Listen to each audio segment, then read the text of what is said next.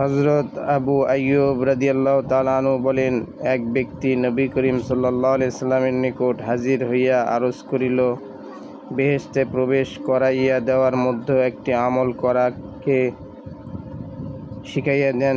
নবী করিম সাল্লাল্লাহু আলাইহি সাল্লাম বলিলেন, আল্লাহর ইবাদত করো, কাহাকেও তাহার সাথে শরীক করিও না, নামাজ আদায় করিতে থাকো, নিকট আত্মীয়দের সহিত সদ্ব্যবহার করো। এবং এক হাদিসে আছে, একজন বিদুইন নবীজিকে বলিল যে, আমাকে এমন আমল শিখাইয়া দেন, যাহা পালন করিয়া আমি বেহেশতে প্রবেশ করিতে পারি।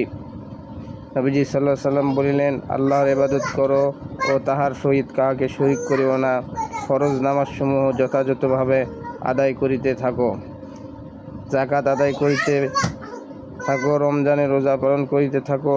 লোকটি তখন বলিল, সেই মহান আল্লাহর কসম, যাহার নিয়ন্ত্রণে আমার প্রাণ রহিয়াছে, আমি ইহার মধ্যে কম বেশি করিব না।